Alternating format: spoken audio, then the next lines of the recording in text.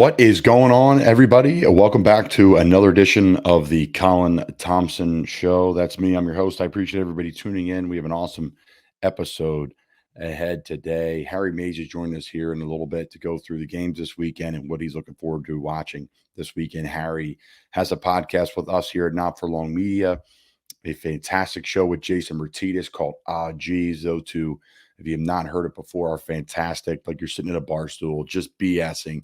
You know, they put prep in the show, but they act like they put zero prep in and they just chop it up and have a good time. And it's a good laugh. And they get off the off the rails pretty quick, which is tremendous. It's beautiful, man. But two great guys, and love having Harry on the show. Him and Jason have been mentors my entire kind of media playing career. Two good men. Great. Check out their show. Geez. Harry's coming on, which is going to be awesome. And then we did an episode the other day. I have a couple episodes docked. I have a couple episodes in the chamber, a bunch in that. I'm not going to reveal any of the names yet, but we have some really good ones that I'm going to produce. We're going to go 2 episodes a week here through the Super Bowl, possibly after the Super Bowl. We have a lot of really good stuff we want to get out. We want to maximize it. This is the busiest time of year for kind of our brand and what we're doing here at Not For Long Media. So we jumped ahead. I did a Rasheed Bailey interview, and he was going to come out but right before the Super Bowl, but we're going to put it out now. It was so good. Yes, it's 50 minutes long. You'll be okay, I promise. It was tremendous. Rasheed Bailey, for those that don't know, is from Philadelphia, born and raised, played at Delaware Valley College. Now, used to be Del Val College right in my hometown, Doylestown, Pennsylvania, and now Del Val University. Played there, an absolute stud. Played in the NFL, Eagles, Panthers, cup of coffee with a few other teams. I believe he had a couple more workouts, then went up north, won 2 Grey Cups with the Bombers, and just he's a motivational speaker. He's a coach. He's a mentor. Rasheed is an absolute beast. So really cool. We're going to attach him to the backside of the Harry Mays interview. Guys, everything we do here is brought to you by the Original Fudge Kitchen, shipping fudge and sweet treats across the country. FudgeKitchens.com. Listen, we all need to do some preparations for Valentine's Day. You can never go wrong with chocolates and their sweet treats, saltwater taffy, everything they got going on there at the Original Fudge Kitchen. Som Sleep, the best natural sleep drink on the market. As we bring Harry Mays in here, I'm going to finish my ad read with Som Sleep. Promo code Colin, COLIN, to get 10% off a case of Som Sleep. I love it. The magnesium, the natural sleep products, it puts me to sleep, keeps me asleep, and then I rock and kick ass the next day. That's why I absolutely love it. Guys, SeatGeek, promo code Colin Thompson. $20 off your tickets, over $50. We used it the other day to go to the Maryland game. That was great. Maryland beat Michigan. Then yesterday they almost came back and beat Purdue, which was a good hoops game, a 1 o'clock kind of appetizer, if you will, for the football games that preceded it. Guys, actions over words, apparel, Cape May, local company down there. They send us apparel here at Not For Long Media. Really good people. Portion of what they sell goes to the charity of their choice. Actions over words. Check them out. Actions over words, apparel.com. The great Harry Mays is joining us live. Harry Mays, how we doing? Doing great, Colin. Big weekend of football. We had the Temple Owls upsetting the #1 ranked Houston Cougars on the road as a 19.5-point underdog yesterday. Quite a weekend of sports. Wow. Yeah, I buried the lead. How about our Temple Owls? Yeah. I mean, could save Aaron McKee, right? Yeah. Those kind of wins. Unfortunately, they put themselves in a situation with losses early in the season to Wagner and to Penn and a couple other games that really should have been wins, that where they've basically got to, beat Houston one more time, maybe twice more.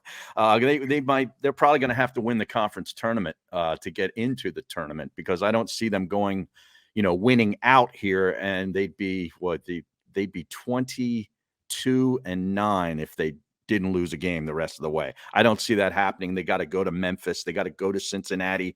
They got to go to Tulane, and they have Houston once more at home. So, and they're going to UCF this weekend, which is no bargain either. So, wow, it's great Temple football knowledge there. I'm dying to get back involved. So, listen, if they're going to go on a run, tremendous. Please, that would be awesome. Of course, what a huge win for the program. It's a basketball school that's had some splash in the pan, brilliance of football over those periods of time. Mm-hmm. So it'd be great to get them back rolling. There's so much great talent in this area. It stinks when it leaves. Same thing I with know. football. Yep. I would love to see what Temple football would have been if Coach Rule stayed around. Oh, I know. I know some players in the NFL now were coming Mhm. that end up going to really big programs, and they were going to turn down those programs. So it would have been Well, there was really a quarterback at Pittsburgh right now with the Steelers that was gonna come to Temple. Remember yes, there that Pickett? was. Yeah. Yes, there was. There was a couple NFL running backs that went on to really big programs. There's a couple NFL Yeah. tight ends that went on to really big programs that were all local, and would have been really Speaking cool. Speaking of it, I don't mean to hijack the show here, but you were at Carolina. You're still there. He was there. Were you surprised that he didn't get selected by the Panthers in the draft, knowing Who? that Rule had recruited Kenny Pickett to Temple? Oh, Pickett. Yeah.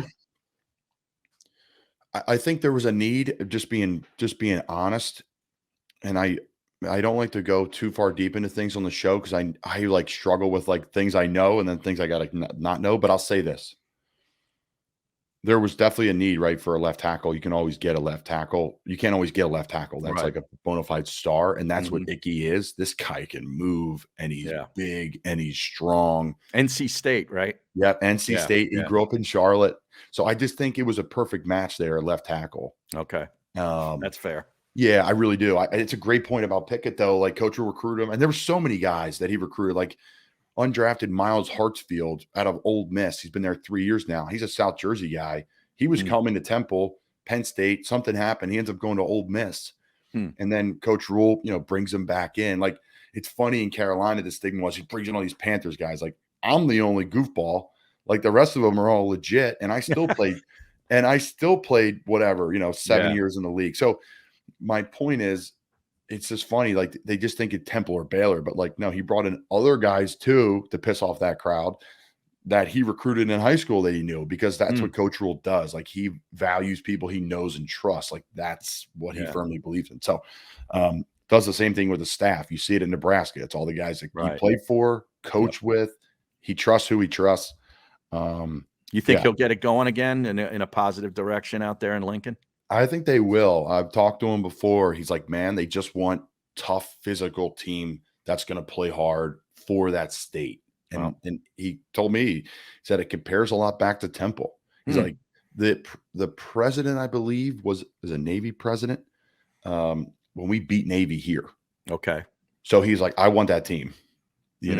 I want that Temple team that came in and beat a really good Navy team and then knocked their quarterbacks out. And then Navy lost, I think, for the first time in 15 years, the Army. Hmm. When they didn't have a starting quarterback, when Reynolds got knocked out and all those things happened. But that's what they want. I think they can get that, Har. I Yeah. really do. Like, that's not a stretch to me. Like, I think a stretch to say, like, oh, they're going to be competing for a national title this year. Obviously, that's a stretch. But I think with the transfer portal, things going on, NIL, and I Yeah. hear the facility out there is ridiculous. And they're Mhm. building a new one. Like, they're in the best building that any of the staff has ever been in their whole careers. And they're moving out of it in a week, I think. Oh, wow. So that's big for recruiting. And they're in a big, obviously they're in the Big Ten, which helps them, Mhm. Yeah. which really helps them. So, and now the Big Ten's nationwide with the teams coming in from Southern Crazy. California.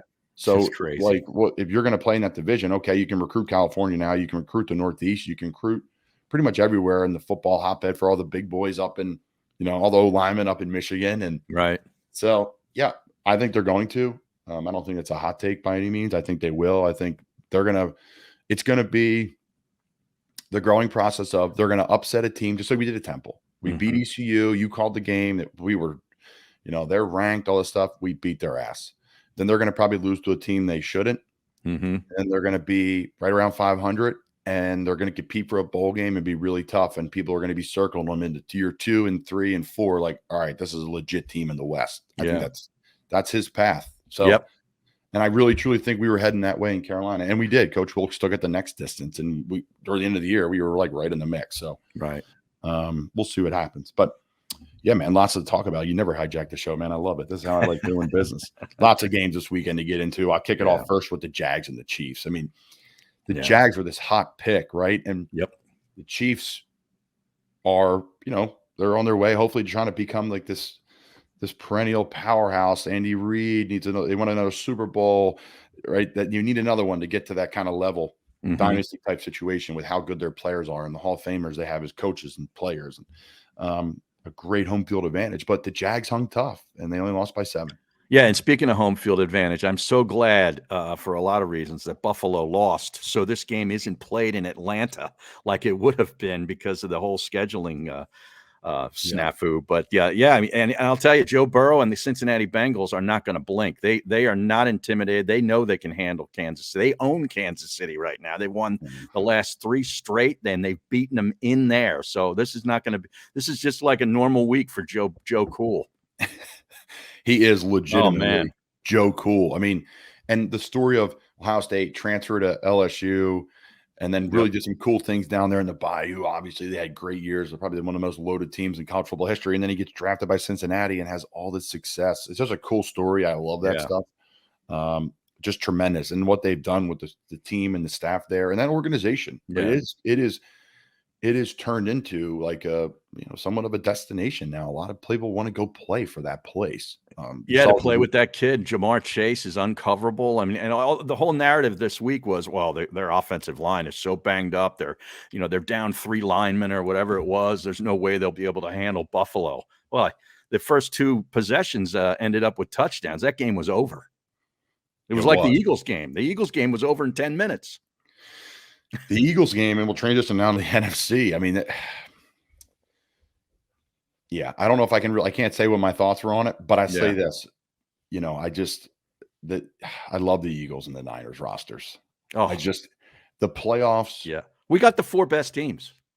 Really did. There's no question about it. And I didn't mean to bypass Kansas City. The Mahomes injury was significant, and he comes back and plays in the second half. I mean, but I got to give props to my fellow Berks County man, Chad Henne, for coming in there and leading them to a touchdown drive too in the first half before Mahomes came back. But they need Mahomes, and I think that everybody's kind of overplaying the fact of how hurt he'll be next week. I think he's going to be fine. Yeah, so I was thinking about bringing this up in the show. I'm going to now, kind of the process of how this will happen. So high ankle sprain, they're sketchy, folks. As everybody knows now, people have everyone's got the PhD and what it is. And it's good because there's a lot of information out. So it's a good thing. But he's got the high ankle sprain. If they're bad, you're done. You can't even walk, let alone run. But obviously he came back. So the procedure was for him. They taped him up. He probably went back in. He probably got shot up or whatever he did. I don't know what their procedure is, but move on. Plays the game. Played great. You could tell he was uncomfortable. This is not just like a roll your ankle on a curb situation here, folks. This is like real shit. Yeah. So you had a 270-pound man laying on that ankle, man. Yeah. It's awkward. And you're yanking and pulling, and you're in like. Some guys have this innate ability to just go limp when they're getting hit. I've seen Christian do it. These guys, they just kind of let the fall happen and they don't fight it and they just get up and roll off of it. But sometimes you're just straining. That's just the game. It's hard to do both. Long story short, the process of this week will be full out sprint. He's going to have stem on that, trying to get the swelling out of it. He's going to have the compression socks on it. I mean, it's going to be non-stop. He probably won't do anything more than a walkthrough. I don't see him running. Right. I'd be shocked. Maybe he does, maybe he doesn't. But, for him, he's like, just get me to Sunday, get the adrenaline pumping, get to Kansas City. I believe it's in Kansas City. Yeah, it is. Get the Kansas City blood flowing. The fans will be going crazy in the adrenaline, and here we go. Just get me to the first snap. How about Chad Henne, man? Your boy, Berks County. How about that? Unbelievable. He's had a great run there. Like this offseason, how do you not try to bring him back again? And I know he's older, and you're like, maybe we should probably bring in the next guy. Well, why? 2-3 playoffs in a row now. He's come in and made big plays. No. Yeah, it's kind of like one of those guys, like a Chase Daniel. He's been in the league forever, and but anytime they give an opportunity, like they keep you in games, or they'll, you know what I mean? Like that's tremendous. He's a Wilson West Lawn kid, which was the neighboring high school to where I grew up. I remember him coming out and how big his name was. Michigan. There's a lot of guys. It's going to be interesting to see how it pans out this year. Listen, the market for backup quarterbacks is really good because there's a lot of really good quarterbacks. There's a lot of good quarterbacks in the league. Then there's a lot of really good ones now. So they're kind of trickling down in the good category, and how important it is because of how just injury prone this world is. Not just the guys. It's just football, man. So I got to keep an eye on PJ Walker. He's going to get paid. There's going to be PJ could end up in a familiar place. I'll say that. And if they don't sign him in Carolina, I don't know what's going on for him, but he Yeah. could be on a legit. If you're a team making a playoff run and you need a backup, I mean, he came in this year for us. Yep, he did great. I think what he did this year is going to guarantee the fact that he's going to have an extended career as a second string quarterback in somewhere in the league. No doubt. You No know, doubt. It's going to be fun to watch. He's a great guy. Love playing with him at Temple and love playing with him in Carolina. Okay. What do you think about the Cowboys, Harry? Dak Prescott can't stop throwing at the other team. I mean, that's the big problem there. They got a really nice defense. They did some really good things defensively against San Francisco and kind of bottled them up, gave themselves a chance to win the game. But the turnovers, you can't have a quarterback turning the ball over. I mean, that's one thing. Brock Purdy. Everybody says, well, the Cinderella story. The clock's going to chime midnight at some point on Brock Purdy. He doesn't turn the ball over. Okay, then Shanahan does a fantastic job of running offense, but Dallas's defense is legit. They got to fix the offensive side. They need another weapon. I think Ezekiel Elliott is way past his prime. Pollard broke his leg, unfortunately, because I like that kid as a running back. He's the best back on that team. There's no question. He's very about it. versatile, Yeah. excuse me. And I think he's going to be a very high paid guy. And that's no hot take, but he's up for some money. It's a shame what happened. It is. I like the tight end too, Dalton Schultz. Yeah, he's everyone's really getting good on in the red zone. End of game stuff. But you're right, Yeah. Harry. Very good in the red zone. He's a good, solid player out of Stanford. I like their tight end Broom. Yep. Yeah, I mean, it's I think it's a team really trending up. Just eliminate like the hoopla around it. Mm-hmm. It's like, well, that's always going to exist down there, I think. No doubt. And I get it. It's a part of the brand, but and it's good because it makes a lot of other players a lot of money off the field. And Jerry's a genius with that stuff. He really is. But I should say Mr. Jones, maybe my boss one day. But my point to all of it is it's an interesting team. I think they're trending up. Eliminate the hoopla, eliminate the stuff. They're trending up. The defense got better, which used to be probably one of the weaknesses of the team. They're good defense now. Dan Quinn is awesome and should be up for head coach. He'll probably get a job. He's the best. He recruited me to Florida, Salisbury, played at Salisbury. Oh, from Jersey. Yeah, he recruited the area. He was tremendous. I mean, I was like, I want to go play for this guy. He was there 1 year, and then he went back to Seattle as the DC, and kind of the rest is history. But always been, just an ally and a great friend. So they need to get a compliment to CD Lamb too. Yeah, I mean, that's the thing now. Because of the college offenses, these guys are like growing on trees, these wideouts, because it's so spread. They have so many reps now. Mm-hmm. I want to say back in the day, we were, I would say 20 started happening in 08, like Mike Leach, the read option, all this stuff. ECU and have these receivers that have like 20 catches a game. You recalled those games too. Mm-hmm. And it's just these guys have a lot of reps now. So you can see the wide receiver position. It's like, look at the Bengals. Yeah. Look at, you can have a guy who's undrafted come in and catch, 50 balls. So they'll find one, I'm sure. It should be interesting to see. I mentioned the Eagles earlier, the Niners. They're my favorite two rosters in the NFL. Yeah. What do you think about the Eagles here marching forward? Well, I think, as long as their offensive line, Lane Johnson's banged up. I mean, he's playing through a lot of pain. Didn't finish that game. I think Dickerson took a pop too. So, that's been really the hallmark, if you ask me, is their offensive line is just so good. And then Howie Roseman did a tremendous job in getting, A.J. Brown in here. The weaponry is just, it's like you said, them in San Francisco. It's like 1 and 1A. It's a shame that those two teams can't meet in the Super Bowl, because to me, like the NFC Championship game is Super Bowl caliber this coming Sunday afternoon. But no, the Eagles have done a great job. Hassan Reddick has been another great acquisition from Howie Roseman. It's so great to see him come home and succeed. I mean, he's had, good years with the Cardinals and Panthers and so forth, but now he's doing it in Philadelphia, where everybody's watching. And I'm so happy for him. Yeah, it's massive. From Camden, walked on at Temple. Yep. You were there. Great I was story. there for it all. Just an unbelievable Great story. I think mom took out that's a loan. The thing where you hope if they go to the Super Bowl, like with all that week leading up, somebody does, really puts out the Hassan Reddick story, so everybody knows, how great of a situation it is for him. Yeah. Maybe we could feature it here. I mean, there you go. I know Hassan pretty well. We had many battles. We've had many battles. Temple. He was like the fourth D-end, or he was playing like linebacker and corner. He was like all over. And then all of a sudden, that senior year, he was like the mid-round pick, supposedly late round pick. We'll see how the Senior Bowl goes. And then he covered everybody at the Senior Bowl, and he rushed the passer at the Senior Bowl, and Yep. he ran a ridiculous 40. And then I was like, okay, boom, first round pick. And then he's kind of moved positions, and then now he's gotten settled into the edge. And he was last great for us in Carolina. I was bummed to see him go. Like, his leadership, people don't understand. That dude is a leader. Like, it's one thing to say, like, yes, he's a leadership and he's good with the team. And like the guy on the sideline, you see, like, giving everybody high fives. Hassan is like real leadership. Like, put it on my back. I'm going to carry this team. We had a joint practice against the Colts. It was very physical the first day. We were out here. We're going to play like pros. We're not going to do anything. They weren't cheap, but they were playing really physical. Boom. Hassan challenged the entire team. Hey, that's not happening again. It was the most physical practice of my life. I've never had so much fun. My hands are, I don't know how we played a preseason game 48 hours later. I mean, that's the one thing with the joint practices. They're great. You get to show yourself in front of an organization. Yeah. But they're harder than games. Because games, you don't know. Is that right? Yeah, because in games, it's third down, 3rd and 4. We could run the ball. We could call a screen. We have literally, and in practice, it's like one-on-ones, pass pro, tight end versus an outside linebacker. They know your pass setting. You got to block them. One-on-ones, safety on a tight end, jam in your face. They have no help. You have no help. They know you only can run 3 routes, really. Okay, here's the run period. Here's the 3rd and short period.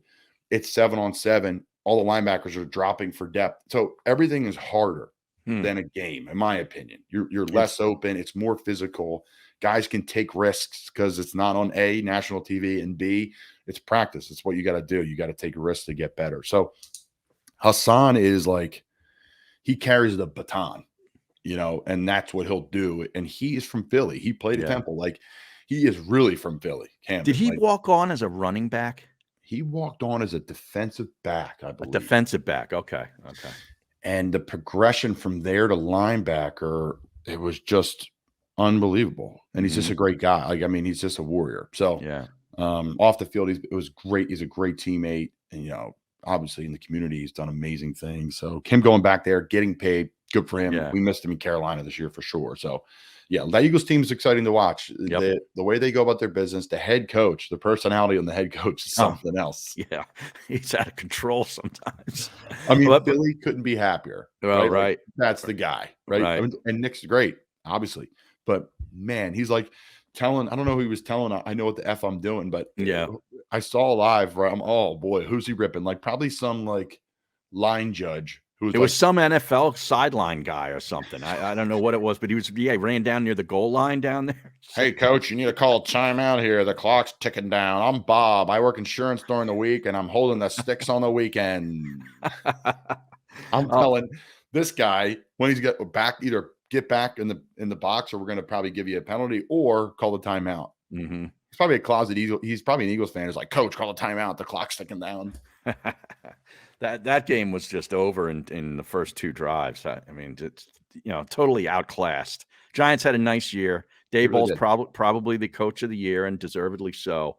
But me personally, as a person here in Philadelphia, I'm hoping they extend Daniel Jones for 10 years because I can't. They ain't going anywhere beyond where they went with him, in my opinion. I think there's a lot to unpack with everything. There's always more to it. I think their roster is a roster that's trending up. They have capital. They have, so they need some wide receivers. Yeah. Right. Everybody, we'll see. Again, there's that crop is ridiculous in college. So we'll see how it shakes out. What else? I mean, there's so much going on in the world of sports, which is great. Is this the best time of year? For me, it's that spring when it's like NHL playoffs, NBA playoffs. The Masters is here. Like, that's my favorite time of the year. But this time is so much fun for me because I actually get to watch the games now and enjoy them. A couple of beers, some wings, like hang out, like instead of being like exhausted and watching the game. And I really don't even want to watch it. I just want to turn on whatever, Ozarks or something else. I kind of like that October, November period where you still have, baseball is still in the playoffs, and, you're starting up your basketball seasons, and you got both college football and pro football going, 100%. That's probably my favorite time. Middle of the fall. I like it. Middle of the fall. The weather's still good. You're golfing every day. That's also a major key. And as we wrap up, when is the last time you played golf? Last time I played golf was probably Sunday a week ago. I've gotten about 5, 6 rounds in January so far. Where are you playing and how are you playing? At my place is the 1912 Club, formerly Plymouth Country Club in Plymouth Meeting, and much better. I'm much better on the short game. I've been really working hard at it, and I got a new putter from the great people over at Makefield Putters, which is a great local company that is turning a lot of heads with their technology, and I'm looking forward to breaking that out in the spring when the greens get good.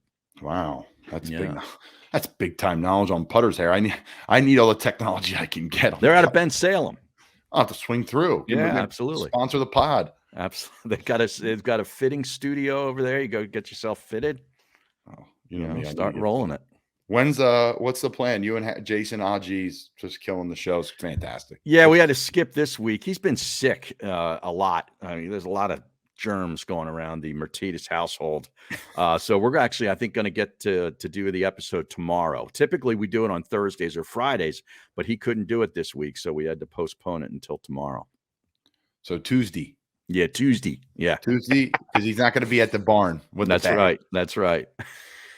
Harry Mays, I'm going to continue my show here, but I appreciate you, man. Really Hey, man, good having you on. anytime. All right, Harry, we'll Anytime. talk soon. The great Harry Mays joining the show. Absolute stud again. Someone I've been fortunate enough to work with and got him here at the media company and just a man. So I'm going to finish up my show here because Harry, we did 25 minutes for Harry, but I have a couple little tidbits, and then we got Rasheed Bailey coming on because Rasheed is just, oh my God, I think you guys are going to love him. Again, everything we do here is brought to you by our friends over at the Original Fudge Kitchen, shipping fudge and sweet treats across the country. FudgeKitchens.com. Check them out. Okay. In my notes today for the show, not the thing, excuse me, Jack's tweet. And listen, let's be honest.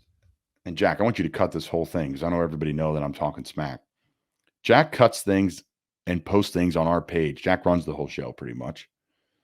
We have people that do a lot of great work for us, but Jack kind of pushes the buttons on what gets posted. So if you have an issue with it, go to Jack. So Jack's going to post this because I'm going to read his tweet. He's very favorable to himself on our social media page, which he should. He says, quote, I give it 3 seasons until the NFL has a conference championship MVPs like the NBA and the MLB. Seems like inevitability. End quote. Follow him on Twitter at Jack P. Connell. I agree with Jack. Why not? I think the NFL is evolving. They always evolve. They listen to fans. They're going to listen to your tweet, Jack. I think they will. Why not? Have a conference championship, championship MVP, have a wild card weekend MVP. Why not? It creates more buzz, more social media. So good on you, Jack. A good tweet for once in your life. No, I'm kidding. Great job, Jackie. Again, our team at Not For Long Media is amazing. I appreciate everybody, what they do. There was a tweet that, and we'll post this while I'm talking about it. If you want to go to our social media and see the video, the guys here in our group text with Justin and Jack, and they helped me with ideas for the show and all. There was a tweet about the Eagles, quote, the Eagles are being accused of cheating on field goals. Watch this video and give me your thoughts. No frauds. Excuse me. Run it back Philly on Twitter said it. So if you zoom in on the holder, what he's doing down is putting like a little piece of tape balled up on the ground or whatever it is. He's just grabbing like a smelling salt or something, just so when the holder catches the football, it gives him kind of a reference point and a mark to strike the ball down. There's a lot of grass there you're looking at, and you want to be perfect for the kicker. I don't think that's illegal. The rule book definitely doesn't say it's illegal, and it's just kind of one of the unwritten rules that you're allowed to do. He's not putting it on, there to prop it up anymore. It's just a little landmark for him to put the ball down and be more accurate with holding. Extremely important, and nobody talks about this enough because people don't really understand. But the snap, hold, kick, and again, we had J.J. Jansen on and Johnny Hecker about the revolutions of the football, and this a perfect snap in the NFL is literally catch and it goes down right away. It's not even, you can even have to really turn the ball over. There's no spinning of the football like the old days. Like the snap comes in perfect, so there is no spin. There's a whole science behind it more than people think. But yeah, to answer that tweet, I want to answer that before we finish up. That is not cheating. Guys, bar of the week this week, Heroes Pub in Annapolis, Maryland. It's located in West Annapolis, right when you come into town, right near the Navy football stadium. This place is awesome. Their website says everything you need for a great time. Great jumbo shrimp, satellite TVs, 48 beers on tap. This place is absolutely tremendous. I love it. It's a locals vibe. People say it's a lot like Davis's Pub of the other side of town. So it's really cool. It's really cool. I love it. Great like wooden bar stools, and they have like the tin bar tops and tin tabletops, and the TV's going. They have the live volume on for the games. All of the, fire patches from all the fire departments across the country that have been through there. Again, Heroes Pub, thanking the service members, or service member type bar, which is great. Thank you again for your service. So, okay, let's do the rating. TVs. They have the TVs all over the place. I'm going to go 4 out of 5 on the TVs. The service was tremendous. A couple bartenders there just killing it, running around doing the whole thing. So I'm going to give it a 5 out of 5 on the service. Really was good. Cold beer was good. Wasn't on ice, but it's still cold. 4 out of 5. And then let's see, food and ambiance. Love their wings, really good, and just love the ambiance of everything. So we'll go 4 out of 5. So we're going to go 17 out of 20. Heroes Pub. Check it out, Annapolis, Maryland, the bar of the week this week at the Colin Thompson Show. All right, guys, so we had Harry Mays on. Lots to look forward to. We have another show coming out later this week on Thursday. Working on getting some guys that are playing in the NFC and AFC championship games this week to join the show. So stay tuned. Lots to look forward to. Guys, Rasheed Bailey, listen to this whole episode. This guy's an absolute legend. Thanks for joining us, and appreciate everybody tuning in. So I asked Sheed here as we're recording. I said, Sheed, you ready to go? He said, I'm always ready. This is the type of action you guys are going to get today dialing into the show. Rasheed Bailey, legend, man. What's up, man? I'm in Not Delaware Valley College, where I grew up. That's what it used to be when I grew up. And we were doing like my dad would always out there. We'd be doing like, I don't know, we did some charity stuff there. We always shot hoops there. I trained there. I'm burying the lead. We're talking about Division III to the NFL, CFL championships. Rasheed Bailey, how you doing, buddy?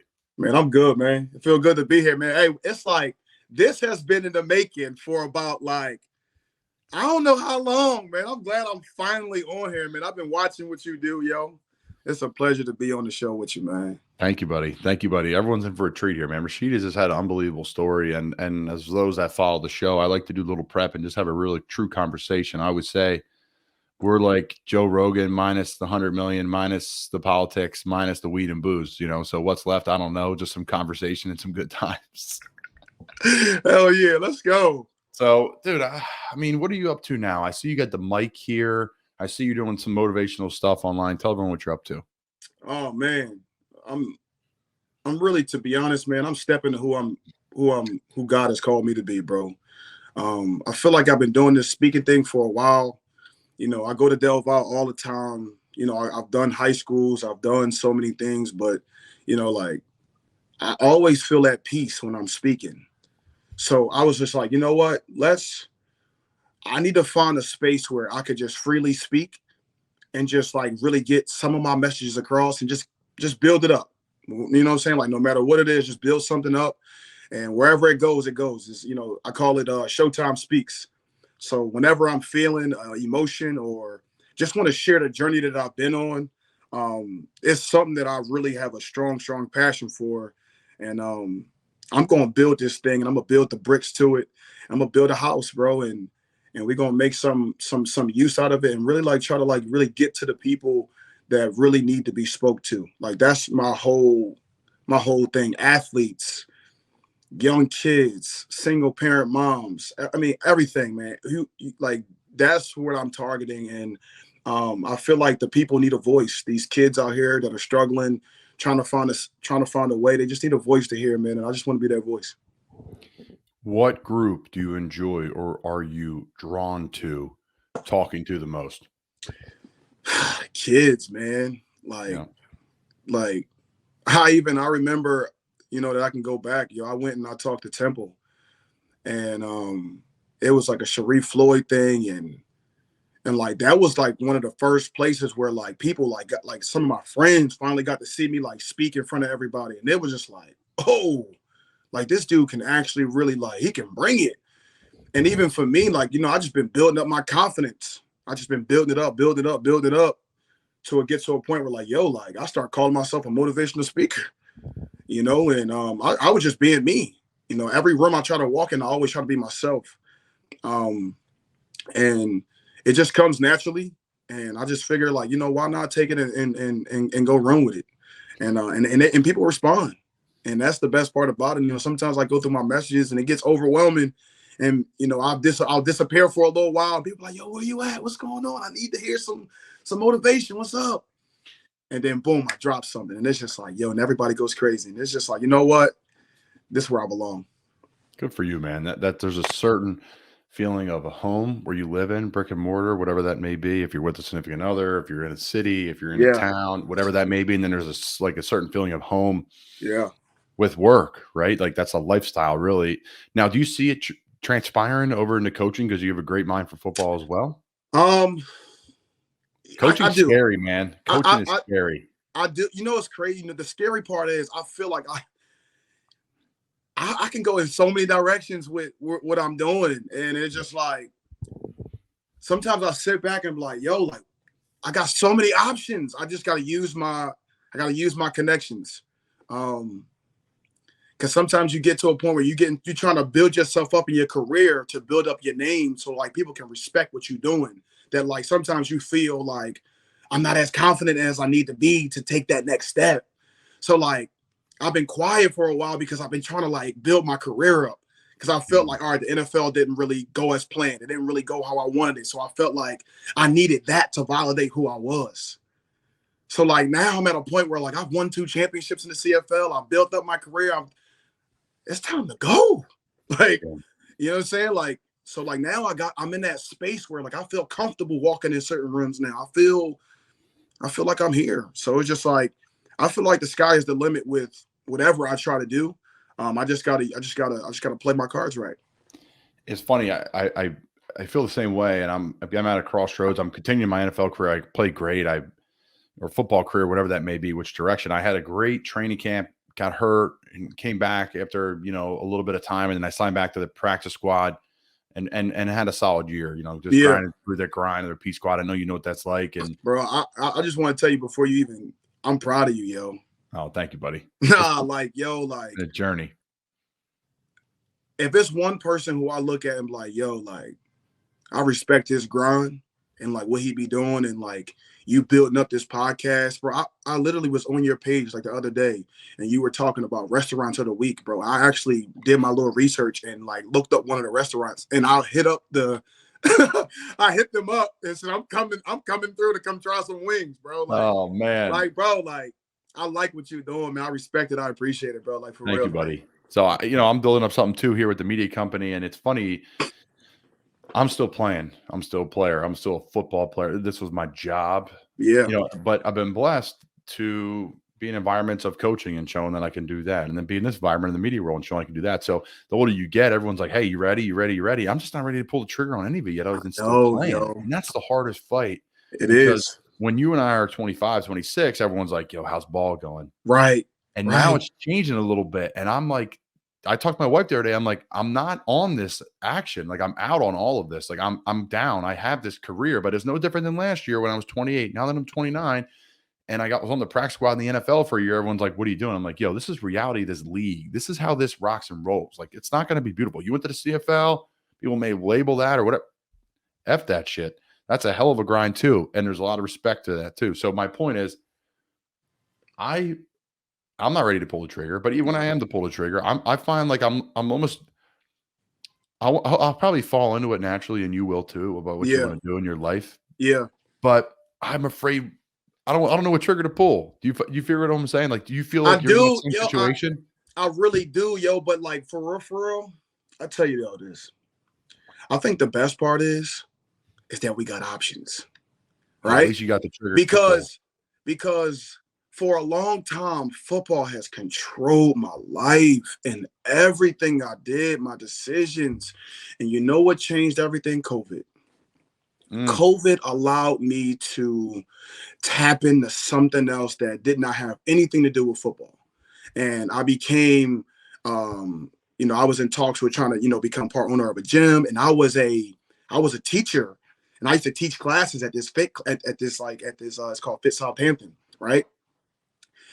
And the energy that I was able to give to the people and to see the I'm used to like giving a speech and leaving. and never seeing like, like I'll look from afar to see what the results are. But to give the energy that I was given in the workouts and everything like that, and the music and the motivation and everything, to see it happen daily, yo, it changed my life, bro. It helped me see that, like, yo, I don't need football to get to people, or I don't need to be at this. I can be right where I am and have an impact. You know what I'm saying? And it allowed me to see something different in myself other than just catching a football or running or whatever. It made me see my value more. And I just continue to keep building from it, bro. Like, but there's a lot to unpack there with COVID. It's changed me too. It's changed a lot of people. And it was, no, it was weird because of my best year playing football ever. It's the most opportunities I had professionally. Played 350 snaps, somewhere around there. Yeah. Was involved there. We bought a house. My wife and I got married a year later. Congratulations. So thank you. So it was like, it was a great year that way. And then the media company started kicking off a little bit. Yeah. And then for coaching, I coached at Cape May Regional High School, and I had a real role with it. Offense coordinator. I've been involved with defensive consulting, special teams consulting. Yeah. And the hardest part with me was leaving it, because I could see every day, like COVID, right? I don't know if we can get in trouble with it now. Maybe if we do, I'm sorry, but we were grinding. I would go on the beach with the kids at 6 a.m. and we'd work out. I'd do the workout with them. Yep. And that's the only way we could hide from like people being like doing workouts and stuff. Right, and we'd like right. talk through the new offense that I was installing. And then eventually I went away, and I'm like, man, this is really hard being a consultant, talking about you're saying. I speak and then I leave. Because, for example, what Rasheed's talking about, if he speaks to a team, they listen. Yeah. The coaches say, hey, listen to what Rasheed has to say. Right.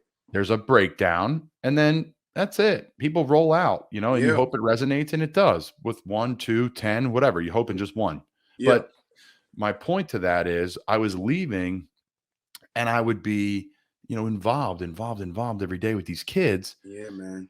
And now when I stepped away, it was really hard. But thankfully, because of Zoom, I was able to meet with the kids. And I still do once a week. I meet with the kids Monday nights, and we go over, a different mentality that it takes to be successful, and watching film and being critical, and how ball security equals job security, and holding on to the ball shows you care for your teammates and the organization, all that different stuff. And and I'm seeing the benefits. Not just kids are getting offers and kids are putting on weight, but kids are having fun in there. They are. But it triggered my mind. Like, man, you're right, because you can invest and see it. You can see it right away, especially with kids. That's why I love it with kids. We're doing a camp in Key West, and everybody says, why Key West? And I was like, well, I vacation there. We go on our tight end trip every year. As you know, in the league, guys go on trips with position groups. Yep. And my guys had a blast last year. And I'm like, we could do debauchery for 5 straight days or 4 straight days, but why don't we just throw a little work in there, help the kids out a little bit? So we're doing the camp down there. That's tough. So yeah, there's a lot to pivot with you and I, man, because there's so much. I want to start day one though, like your life. I mean, I know you grew up in Philadelphia. I know you went to Division III football. I knew the ride's not easy. Just start early on your life, and your family life, where you grew up, some of the good, some of the bad. Man, so like, I grew up in like a rough environment, bro. You feel me? Like I grew up in like Abbotsford projects. Like a lot of people don't really make it out of that. You know what I'm saying? They don't really they don't see the light coming out of that. I feel like I was always driven as a kid to want to be something that I never really saw, right? And like, it's funny because it's a picture right here. This is a picture that an artist drew for me, right? And it's like, it's me as a little kid, but it's the city of Philadelphia, right? So like, back when I was a kid, like my mom used to protect me and my brother by not allowing us she didn't let us go outside that much. She always gave us, we always had something to do before we can go do what we wanted to do. And even if it wasn't done right, she said, no, you need to, you know what I'm saying? So like as a kid, like sometimes like I would stare out the window. And where we grew up, right there on that little hill, right there in the projects, it was the skyline of Philadelphia. And it was just like, as a kid, it was like, yo, one day, yo, I'm going to be something that people going to be talking about. People going to remember. People going to say like, yo, that kid has got a gift. And like, yo, this kid has grown up. And like all the stuff that I've been through, all the people I lost, the trauma, everything, it's just like, it's almost like, yo, like I'm the symbol that like, yo, it wasn't for nothing, you know, like, and like all the sacrifice that my mom made. Like I grew up in a single parent home. You said like, you know, like my dad he was there, but he wasn't. He was there, but he wasn't. It was like one of those type of relationships where, you know, every time I would get in trouble, I would see my dad, you know, like he would show up. But like the journey was always like, I gotta take what I want, but I gotta maneuver through all of the disaster to get there. You know what I'm saying? Like, and With no real roadmap. Like who's with telling you no how real to roadmap, you know what I'm who's saying? not Like telling you to navigate that? nobody, like I didn't grow up where somebody told me to go, yo, go work out. Yo, go pick up a ladder, go get a hurdle and go work and go do that. I was very blessed that my mom, she began her journey. Like when she was working, I remember she used to work in a YMCA. And then she went to Bali's. And then now she's like the GM of like LA Fitness. So like I've always had like a part of like a gym. Like I always was able to like to go like sit at my mom's job. And like, you know, like I remember one day as I was in high school, like I used to just like go in there and just try to work out with some of the dudes I saw in there that my Shoot mom was hoops. cool with. And then like some of the, they used to be players. I can't remember their names, but like they were the ones who really, they got me started working out. And that's where it really started to happen. You know what's But funny too? I remember growing up looking at those kids and coming home to my dad and be like, "Dad, oh my God, these guys are unbelievable." And I was lucky I had this in my life. My dad would no, be like, yeah. "Son, you're gonna be bigger, badder, stronger, and faster than all of them." I'm like, "Dad, they're dunking." And he's like, "Son, it's gonna happen." I was lucky. I had that visionary. My mom was incredible. But I remember, man, remember how good they were? Yo, like some of them dudes, like, bro, to be honest, like when everybody was like going division, like this, like fast forwards to like Yeah, fast forward. high school and you know what I'm saying, like stuff like that. Like, yo, like, I saw everybody going Division 1, and this where the regime really started. Like the Will Parks, the you know, like Jalen Strong and everybody. Sharif Like Floyd. he went to junior college first, but then he went to Arizona. But like Sharif. all these Will Folk, like all these dudes were coming out, and I was like, man, I'm trying to do that too. You know what I'm saying? And that was the hope and dream for it. But I really didn't have no blueprint. I had nobody to help.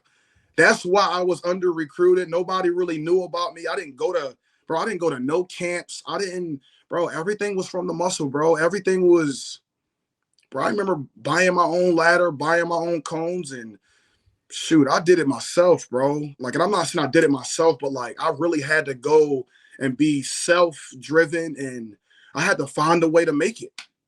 And it was a lot of things in my life that kind of pushed me over that edge to say, you know what? You got to take this to another level. And that's why, like, you know, where I'm from, and, you know, I don't like to make excuses. So, like, I'm the type of man that, like, yo, like, if it's something that needs to be done, I got to go get it. But you have a choice.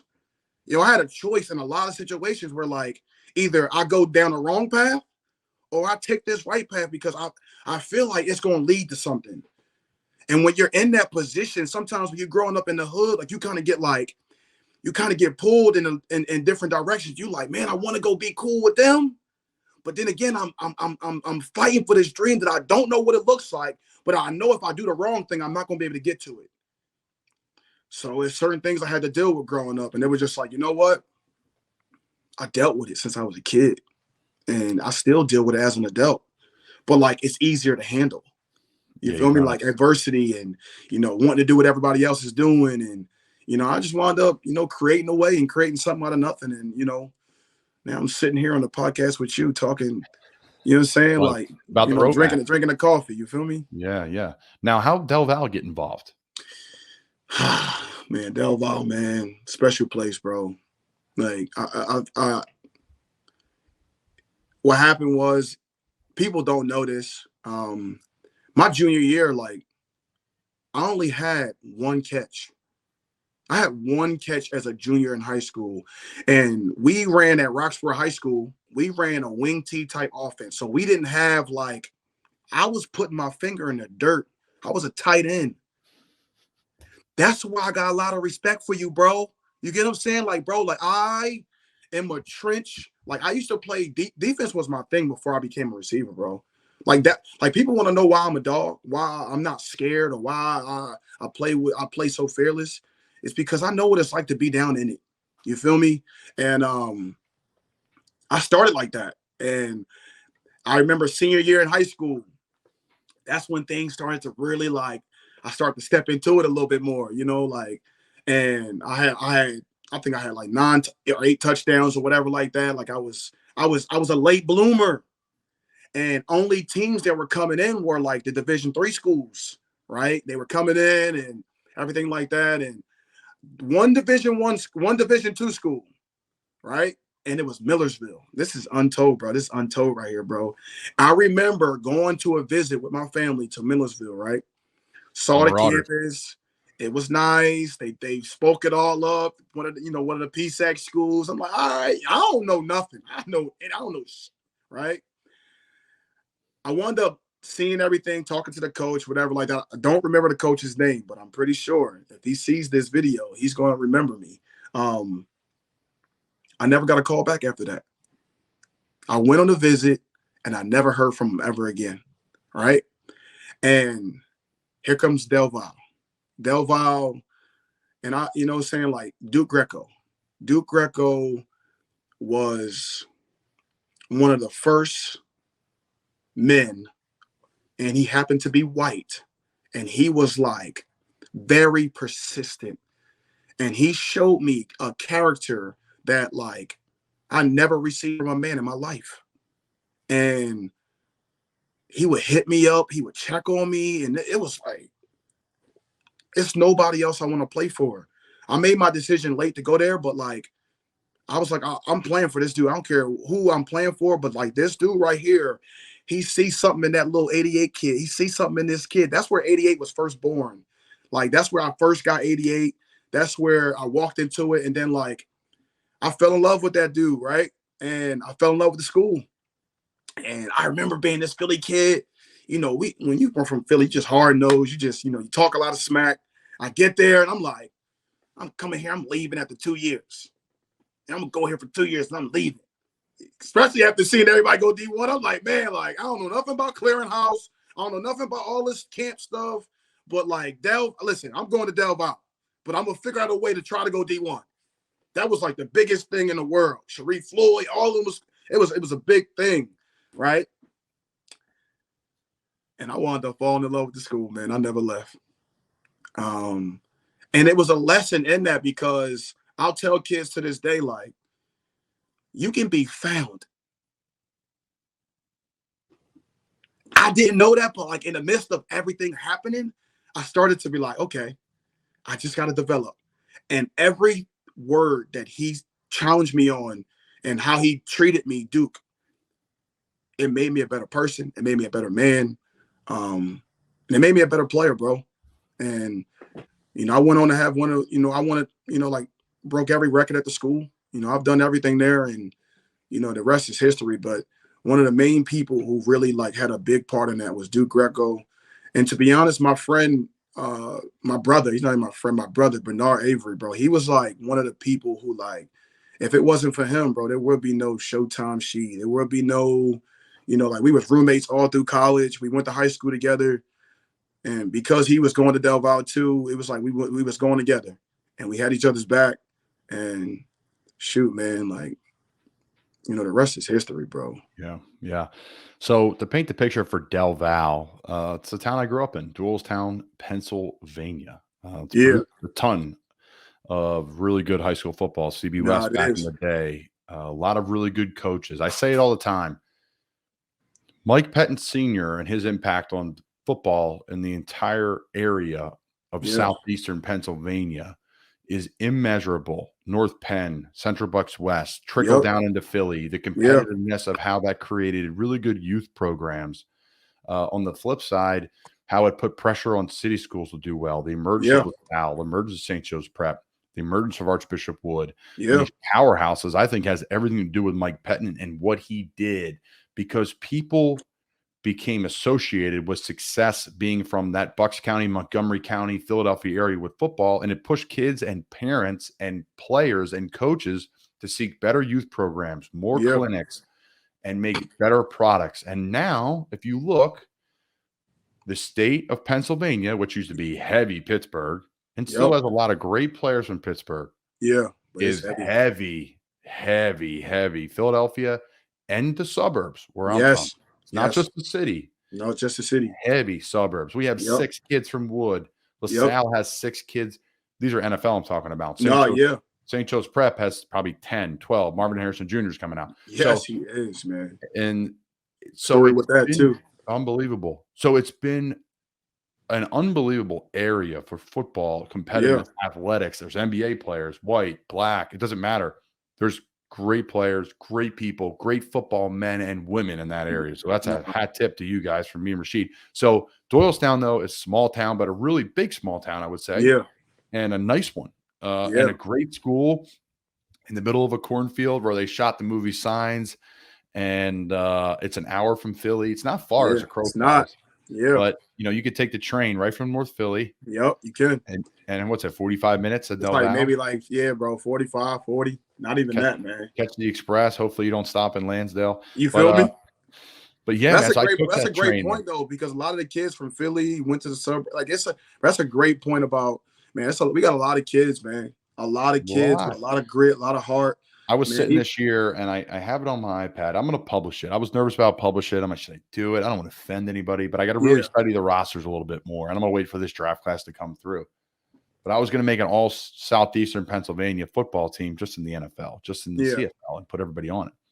There's no, I'm thinking I'm going to be the 4th, 5th tight end. I'm not even on the top 8. I'm screwed, man. I screwed myself off my list. So I'm out. It's like so many tight ends, so many guys, offensive linemen.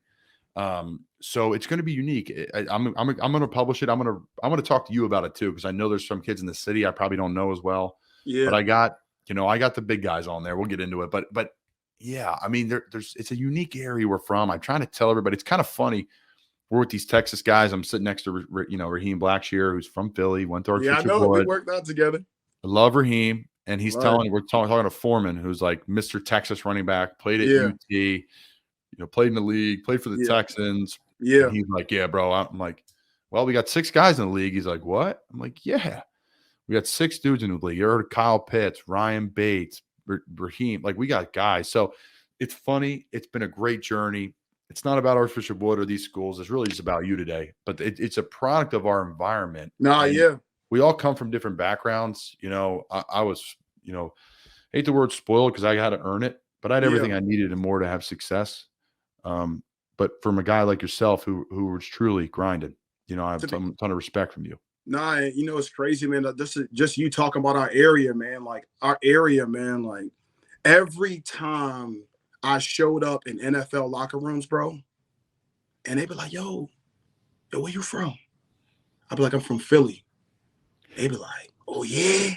And it's like I tell kids all the time, like, yo, when you tell people where you from, it don't matter what school you went to. Nobody knows I went to a Division III school. Nobody, I would show up to all these NFL teams and all that, and it's Imano versus Imano, and I'm putting one hand up, and I'm like, I got stories, man, about the NFL journey and everything like that. But when I told people that I was from Philadelphia, bro, they be like, yo, they respect how we do things up here. They played with guys on one team. They know a guy from college from there. Yeah. It's unique too, because the area's produced tons of great Division II Division II players, Division III players. And if you look at NFL rosters and primarily coaching staffs, every staff's got guys that played at Kutztown.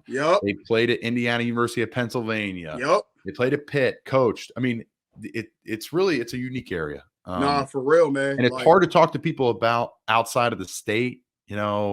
Everybody's state thinks are the best, but I just think the depth of it. And again, I'll go back to it. 80s, 90s in Bucks County, Montgomery County. It changed it because of CBS became nationally ranked and #1 team in the country for 5 years. North Penn was top 5 for 5 years. North Penn, and it created this youth movement, community movement.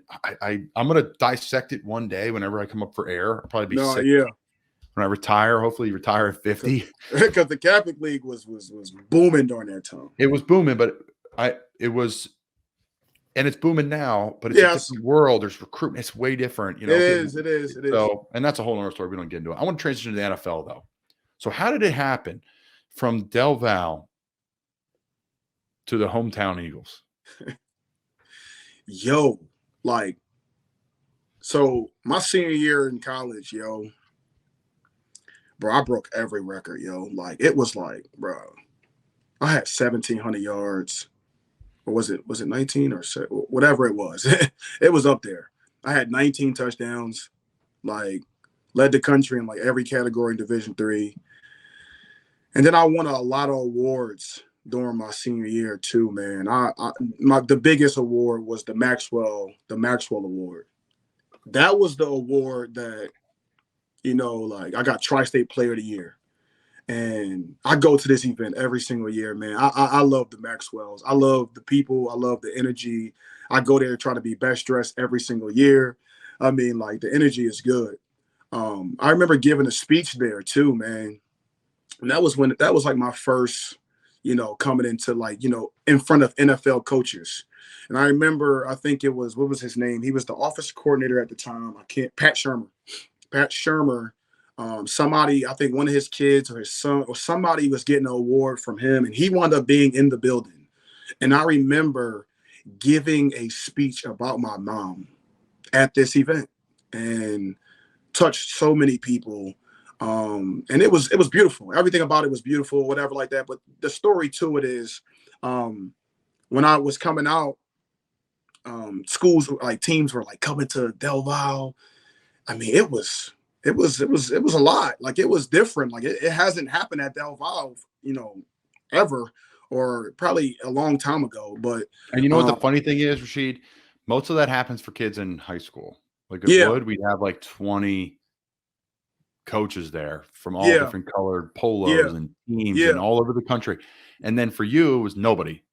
No. And then now at the real level where it matters the most, it happens to you, where on the flip side, it doesn't happen to most. So that's credit to you. You know what I'm saying? Like, bro, and like, you know what I'm saying? Like, it was different for me. And what people need to understand is, even when they start coming, you still got to perform. Like, you got to be your best. It's my best advice I give the kids is this. And I'm actually going to speak to Temple. I'm going to need some of your advice, but I'm going to speak at Temple here at the end of the month. Yeah. And my one piece of advice I'm going to give them is, when you enter the league, you need to be at your best. There's no redshirt year. There's no, like, potential unless right you're now. A freak. Guys like you and I, we got to win right now. If you're a freak, you got some time. And they know you're a freak. You have about a year max. Drafted. If you switch from like tight end to tackle, like your senior year of college, and they still want you to develop from tight end to tackle, they'll give you a year on the practice squad. Yes. You got to bale some hay and be ready to go for that next training camp. Because if not, they'll be like, all right, he didn't get any better. He's out. Exactly. And as quick as you got in here, is as fast as you're going to get out. So, back to the story of, like, they were coming in, teams were coming in and stuff like that. And it got closer to draft time. I wound up training at Test Sports, like, up in North Jersey. That was my first time being around big Division I athletes. Alabama, LSU. It was different. I wound up getting an agent. It was a whole thing, bro. But I remember the day of it was like the third day of the draft or whatever like that. I thought I was maybe going to get drafted or something like that. It didn't happen like that.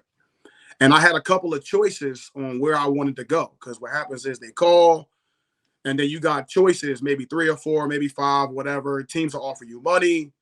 Who were the teams? You remember them? Oh man, I think it was Cleveland. I think it was the Bills. I think it was a couple more, bro. It was 2 others. It was two others. I can't remember, but Eagles was one of them. And I remember I was sitting on the steps, like, my whole family was there, and I was just like, you know what? Let's keep it home. At the end of the day, man, if you got a chance to go play for your hometown, like, you gonna second guess that? You know what I'm saying? They offered me no money. No signing bonus, no nothing. I was there on a limb. It was just all just faith, bro. And I remember that's why it goes back to the story of Pat Shermer. When I said, I told my agent, I was like, all right, listen, I'm going to Philly. I'm going to Philly. I'm going to Philly, bro. That's where I'm going. Pat Shermer called me on the phone. And he was like, welcome to the Eagles. And it was like, I had him on speaker in front of my family. And it was probably one of the greatest moments of my career, bro. You know, like just that whole moment, man. Just like, bro, everything about it, man. I grew up, I ain't gonna lie, bro. I used to be, and I'm still a fan, but I used to be a diehard Eagles fan, bro. Like I'm talking about like, bro, like the Donovan McNabbs, the Brian Westbrooks, the Deuce Staley's, I'm here. I was here for all of it, bro. Like B-Dog, I mean, Trotter, Curse, all the dogs, like everybody who, you know what I'm saying? Like I'm through and through out. I was an Eagle.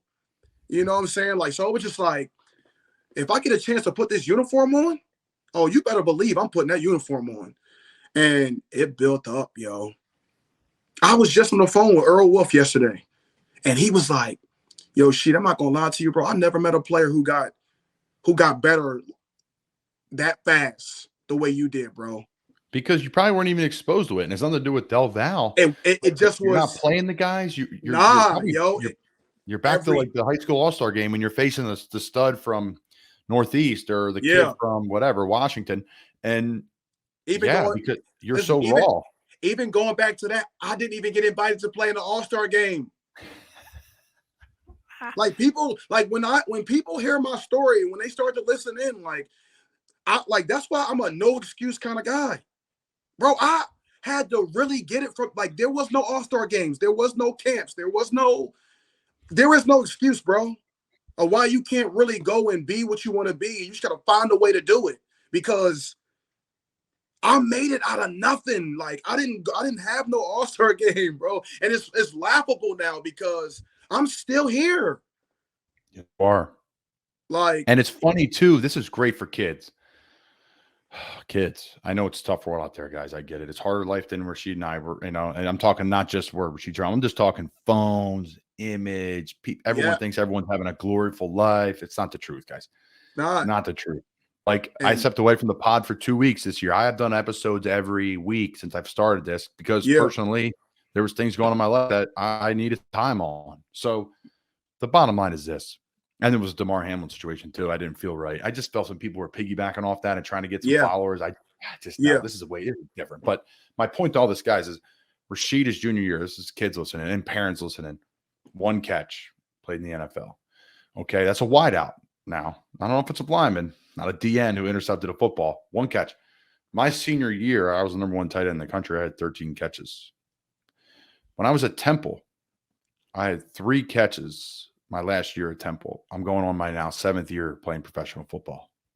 So kids at home, I get it. You want to go to the combines. You want to go to these camps. You want to go to these cash grabs. You want to, my suggestion, get to work. Get to work, because when your moment's going to come, because it's going to come, there's going to be an opportunity for good players. You got to be ready for it. You got to be ready for it. And maybe if you fall on your face because you worked hard and you made the right connections along the way and you did the right things and you're a good person and all those that you took care of your schoolwork, those connections will happen for you. They will. But you got to go. You got to work the whole game. You do. It's not just one aspect of the game here. It's everything. Everything. It all matters. So that's why it's just great. No, for real, bro. I really just recently heard a thing with Ray Allen, man. He was like, it's not talent that got me here. It was how hard I worked. It was the time, it was the effort, it was the energy that I put into this thing that got me here. You know, like, and I sat back and I really realized that, man, and I put it all into fruition. Like, yo, like, I'm only here because of hard work. Colin, you only here because of hard work, bro. Like, and it never stops. And when the moment presents itself, I always performed. You know, and I'm still performing, and that's why it makes it so valuable to be able to speak and to be doing and to be actively playing, actively going through it, and be able to like serve it. You know what I'm saying? Because people feel like they can relate to it. I'm here. I'm in it. I'm doing it. I'm proving to you. I'm going through life. That's why you, just like you just said, you disappear sometimes for a little bit because you got personal things that you got going on in your life. But like, yo, bro, it's not easy, but it's worth it, yo. Tell me some NFL stories. All right, highlights as a player with the Eagles. I mean, kickoff, kick of return, you're a special teams guy, you're preseason, you're not starting the game, I'm assuming. Nah, it wasn't. No. So look, I remember, yo. I'll never forget this play. I recently just posted it too, man. Tim Tebow, man. Tim Tebow, like just being in Chip Kelly's offense, just all of it, yo. It was a different energy, yo. It was just a different vibe. I remember, man. I think it was the third quarter. I think that, it was hot. We were playing against the Colts. I got my first catch of my NFL career. Like that was like the beginning. And I remember to this day, Tebow moving to his left a little bit, and he threw that ball up in the air. And I put one hand up to go and grab it. And all you can see is on the video, you see Jordan Matthews like jumping up and down, screaming like, yeah, let's go. That moment for me was just like, I'm here, yo. Like it started. I still wasn't me yet. See, and that's what people need to realize too. And I want people to understand this too, is that like when you get your dream job, you don't fully step into it yet. Like as a young rookie kid, D3, still trying to maneuver and figure it out. If I had more time to get my confidence where it needed to be, if I would have never got cut and I would have stayed on that Philadelphia Eagles team and I was on that practice squad to get time to develop, man, I think about what it could have been, bro. Because and that's my point. Where The I kids am now, listening, these NFL kids, man. That's what I'm saying now. I'm the best version of myself at 29. I'm not done playing. I'm not, bro. I got 4 or 5 more years left, bro. I ain't gonna lie to you, bro. And I'm very content with staying up in the CFL, bro. And one day becoming a Hall of Famer, win more Grey Cups, bro. These rings, these Grey Cup rings, big diamonds, big heavy diamonds. Like what makes the CFL fun? Huh? What makes the CFL fun? It's just the CFL is just, man, I tell you, man, it's a game of speed. It's a game of leverages and knowing your angles, and the field is bigger. The game is just faster, yo. You know what I'm saying? There's 3 downs, 12 players in the field. It's really no different. The skill level, especially in the back end, man, come on, man. Like it's like Division III football. Like when I first got to Division III, it was like, man, I'm gonna come here, I'm gonna run this joint. Because I had to grow a respect for Division III. It was the same thing for the CFL. It was like, this not the NFL. This ain't. But when you get there, it's like, hold on now. It's some dogs up here. It's some energy up here. But you gotta wait your turn to get on. You do. I thought the same thing at Temple too, man. I transferred to Temple from Florida. Yeah. That Temple team, there's like 30 guys in the NFL now. Dogs. And coaches, dogs. I was like, who's this Matt Rule character? Who's this Matt Rule character? Yeah. But I was shook. I'm like, I'm gonna roll in here. They're throwing people around. No. We had like 8 edge rushers, and they're like the last one was like a Son Reddick, this random dude, right? And then big energy now. What's up?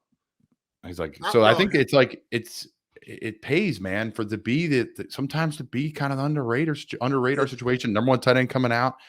It paid for me to kind of go back to Temple, and I was paid for me to go with these coaches and these strength guys. And I got lucky. The best PT in the world was there. So helped me get right. And that was a humble thing, because I was always working hard. It's just like I needed to refresh and get down to that level and develop more than just like, oh, being a good player. How to be a good person, how to be a good husband, how to do all these things the right way. And then how to be a good ball player and handle the process of film and studying and notes. Man. From there, it takes off and it pays, because you're not going to make it your first try in the league unless you're a really high draft pick. If you're a 5th, 4th round pick or later and you don't perform in a year or two, you'll be gone. You gotta work. Part of it is, you just develop that grind, and then you look up. You do, yo. Like, holy cow! And that's what I was trying to tell people this year. My personal family, friends are like, man, P Squad, I'm sorry. I'm like, P Squad, I'm sorry. I've been 3 years in Carolina. If I told you I was going to be active for 2 of them and a P squad for the other one, we would be doing jumping jacks here. Come on, man. I ain't Jumping gonna lie to you, bro. I had some of my best times in Carolina too, bro. I got so many stories about Carolina, Yeah, man. give me Carolina story, please. I know Carolina, Cam, some man. real dudes on those teams you were there. Spartanburg, Yo. I know that struggle. Cam Newton. All right, I'll tell you about Cam, man. Different cat now.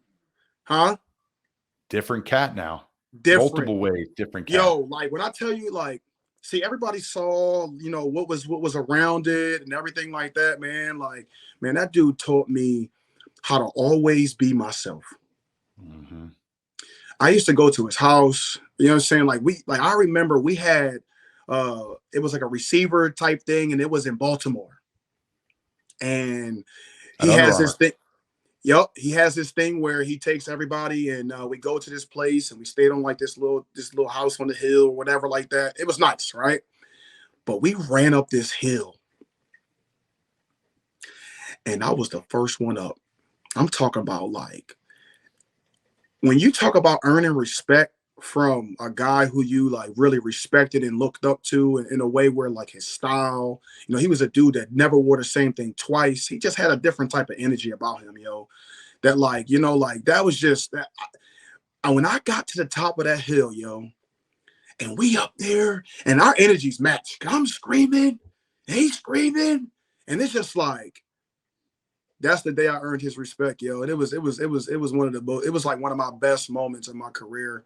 And that's when I was like, you know what? Just keep going, Sheed. Just keep going. But that day on that hill, I remember after that, Cam took me. He took me, I think it was the next day or whatever it was. We went to the Under Armour store, right? I'm young, right? And he was like, yeah, Sheed, go ahead, go get whatever you want. And I was like, huh? You mean to tell me I can get anything I want to here? Bro, I picked up 2 shoes. I got some shorts, some pants. He was like, that's it? That's all you want? I said, I'm trying to be humble. That was one of the best moments, man. Like, man, that's an untold. I never told that story before, bro. Like, that was, it was great having Cam. Man. People always ask me, right, about guys on the team, different guys, different personalities. Yeah. And usually a guy there's a lot of, you know, there's something around them, right? Tim Tebow, Cam Newton, they're all different, right? I'm not comparing them. Yeah. You know, what was Odell like? What was, because what am I going to say? What was Colin Thompson like? It's like, okay, like, right. He's a role guy. Right. So, you know, Cam was in the beginning, you're like, everybody was like, oh boy, here we go. See how this goes. Because it's time. It was the Ron Rivera thing was right. Yeah. They had a great run. Oh man, they had a great run. Legends and they're legends. That whole team full of legends, Ring of Honor, Hall of Famers. Yep. C-Mac was like the carryover, obviously. Oh my God, yo, he was an animal, bro. Like, I think he's the best player in the NFL, personally. But, yo, this dude is like, he's like bro, he never stops. He always keeps going.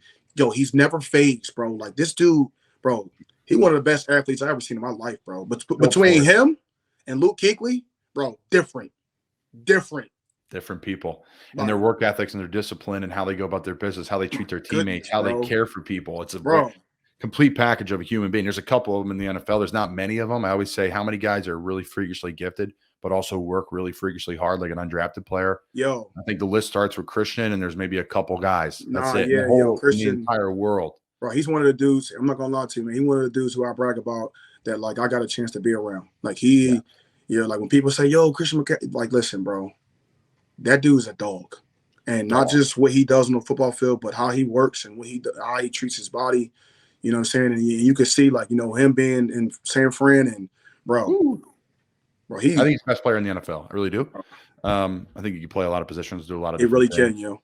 And he's just tough, and he's a great teammate and much things. Great teammate. Because Cam was just was unbelievable. His presence was different, yo. How worldly he is and how smart he is about the world. Like, he's not just, you know, I'm a quarterback and I'm a football guy. No. Usually we have like one passion outside of football. No. Cam's like the most interesting man in football. That's what I'm saying, bro. Like, he embodied that, bro. Like, I remember we used to go out before practice, and, bro, we in the stretch line, and he ain't doing no stretching. He out there giving energy, screaming, and I'll be screaming with him. And, like, I don't know, he just made everything fun, man. Now he had his flaws. He had stuff about him that whatever that people would be like whatever, but like, man, people don't know what they don't see, bro. Unbelievable. And that's I find it almost my mission to really bring the light. Everyone's like, you talk so highly about everybody. You're always talking highly about guys. Yeah. Why do you think they're in the league? It's not just because they're good football players, because you're just emotionally intelligent human being. Nah, for real. You're for real. like, guys, it's a microcosm of society. How many people in your office? Say you got 1,000 people. Yeah. Let's say, let's go 1% of 1,000, 10 people. My math is correct. Let's just think about this. I don't know. There's probably more than 10 bad people in that 1,000-person Nah, for real, yo. office, but not an NFL building. There's probably one guy on every team that you don't want to eat with. One, maybe two, maybe on a 90-man roster.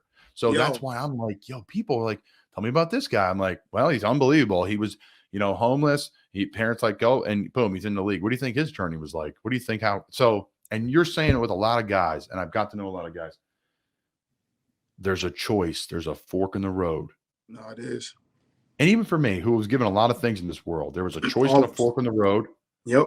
And man, it's these guys. It's just unbelievable. The teammates, the stories. I'm so blessed. And that's why I'm like yelling to these rookies. I'm like, put your effing phone down. Yo, this is going to end for you in 2 to 3 years, maybe even 5.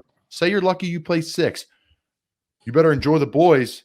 Get your food, get your phone down, get off your phone in the hot tub and sauna, and hang out with the boys. That is a pivotal point, bro, because everybody not gonna make it, right? And I've been blessed enough to, always be myself. And that's why so many guys that I know will say great things or whatever, but like the conversation, the camaraderie, bro, I've always been me. And because of the simple fact that I've always been myself, bro, like, man, I remember, I went on vacation with Tori, bro. Tori and his family, like, we're so tight together, bro. Like, that's my brother. That's the best gift the league can give you, is you're meeting these unbelievable men and women. And you get to go be around them. Like, we do our tight end trip. I'm absolutely blessed for that. I'm going to London with guys. I'm absolutely blessed from that. Bro. And I know, and again, people listening, maybe a couple NFL guys will listen, or pro athletes, but the point is, this league is scattered. Yeah. And don't let somebody, one thing in the news, 2 things in the news paint a picture on this league. This league is, and so it's CFL, so is the XFL, is football. Yeah. We're just kids playing Pop Warner that are just getting paid to execute at a higher level. That's all. You get what I'm saying? Like, and we're more than just, and that's why I respect that you're doing the podcast too, because we're, it goes back to the mantra, just like, we're more than just athletes, man. Yeah. We got a voice. We have other passions other than just playing the game. If somebody worked, if somebody had a job, a 9 to 5 or whatever it is, they work and they had a podcast, the people wouldn't think anything of it. Yeah. But then if you're a football player or you're a basketball player and you have a podcast, they're like, oh, why does this person think they have a voice? Or I'm going to listen. Like, someone tweeted me one day, like, bro, just because you have a blue check mark doesn't mean you're important. And I respond, I said, thank you for the update. I really appreciate it. I love messing with people on Twitter, but that place's a cesspool, by the way. That place. No, yeah, it is, man. I'm not gonna lie, man. That's why I try to be as positive. I try to put positive messages out there. What I tweet, what I say, bro. It's a bad place, bro. Social media can be a bad place, man, where a lot of people who just sit behind their phones and hide behind, whatever, and be able to say whatever they want to say. But like, bro, like, everybody has an opinion nowadays, bro. And, nobody's out here like, really validated to even like really speak on certain stuff. So that's why, like, sometimes I really be, quicker to listen and slow to speak. You know what I'm saying? So that's for sure. It's definitely a tough thing to do, but like, bro, like, I try not to come off as I know everything, or, man, I'm going through it just like you. I need the motivation just like you. But like, it's gonna be these stories that we telling right now, and it's gonna be like, oh, okay, that's the other side of things. That's what it looks like, or that's what it feels like. Like, no doubt, man. I think there's a lot to unpack. We could go all day, and we really could go all day, man. My question for you is: Are you comfortable making predictions for NFL playoffs? Oh, wow. Well, you see, I got my Birds hat on, man. Who's going to win it? And why? Or who's going to be those? Well, I'll say this, man. I've been to the last 2 Eagles games. I've been blessed enough to, be able to, know a couple of people. I just want to say Saturday night is going to be ridiculous, bro. And I'm going to be in the building. I ain't going to lie to you. I'm going to be in there, and I'm going to be screaming along with all them fans that's going to be in there, because they can actually do something, man. They can actually do something, man. I say this, man. They got me back when they made those decisions at, AJ Brown, and they got, Smith and all that. Like, Hassan. Hassan. Oh my God, me and How Hassan cool trained is that? together.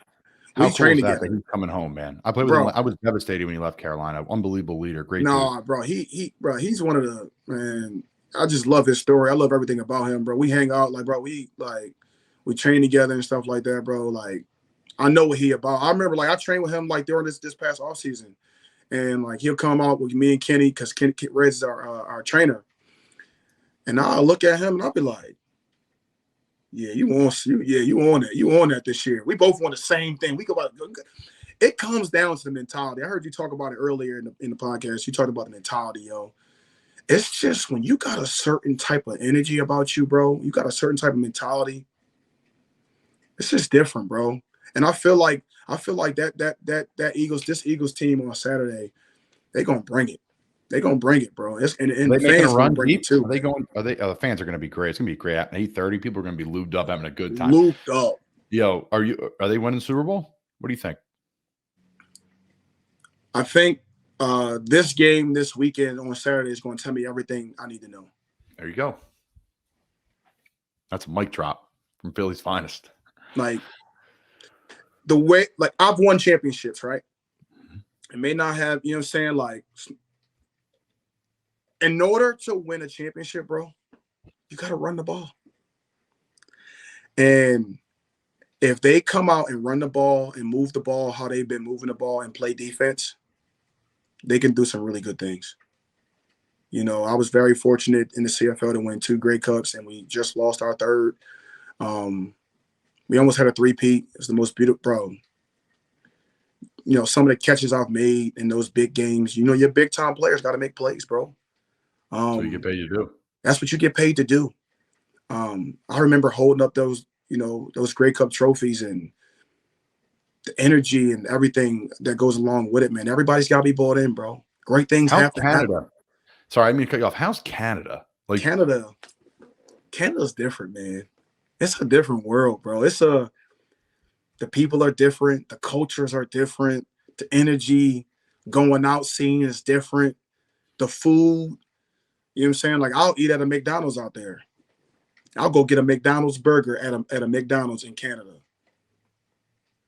That tells you a lot. You know what I'm saying? Like, it just, you know what I'm saying? Like, it's just a different type of vibe and energy out there. But I can tell you this, man. The city of Winnipeg, bro, they really love their football, bro. They love their hockey too, man. Great fans. They love their hockey. But, like, when you win championships, yo, and you see a city, like, they didn't win a championship in 19 years or 29 years or something like that. And when we brought them that first one in 29 years, back in 2019, seeing the tears, the cries at the parade, shirts off, chugging beers, and come on, man. You mean to tell me that this is what this feels like? You mean to tell me they love football like they love football in the States up here? Sign me up. Sign me up. Sign me up. Sign me up, yo. And when you get that ring that sits on your finger, bro, yeah, sign me up, bro. It's one of the greatest. It's one of the greatest things that, like, it's a life lesson, man. Sometimes the dream doesn't work out how you expect it to be. Every kid's dream is to be in the NFL. It takes a man to adjust his dream, to adjust it and say, all right, maybe this is where God wants me to be. Like, this is where I can build it. And little old 88 that started at Del Valle, never wore 88 when I was in the NFL. But when I got to Winnipeg, he gave me number 88, man. And it was like I was back. It was like I got all my juice back. All the times where I felt like, man, every time I got cut, man, I got cut like 6 times, 7 times, 8 times, bro. Just figuring out, like, how, like, what do I need to do? What do I need to do? Like, is it me? Is it me? Is it me? And so many times where I had to pick myself back up. And I picked myself up back enough to go up, and I said, you know what? I'm gonna take this trip up north. And I had the same mentality that I came in when I was going to Division III. I was like, I'm gonna go up here for 2 years and I'm gonna leave. I came up here for 2 years. COVID happened, and I'm still here, bro. And it's probably one of the greatest and most best decisions I ever made in my life, bro. I'm not gonna lie to you. Like, I'm actually in these next few weeks, I'm working on a new deal, hopefully coming soon, and I want to sign a long-term deal, bro. Cha-ching. The great Rasheed Bailey, Philadelphia legend.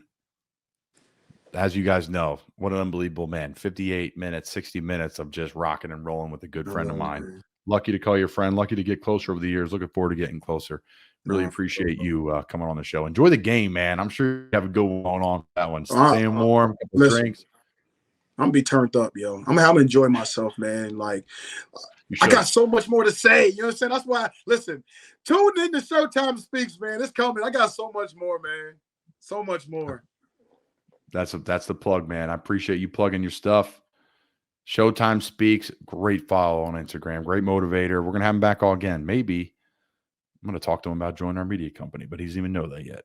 All right, guys. We appreciate you guys tuning in. Another episode of the Colin Thompson Show. Rasheed Bailey. I'm Colin Thompson. See you all later.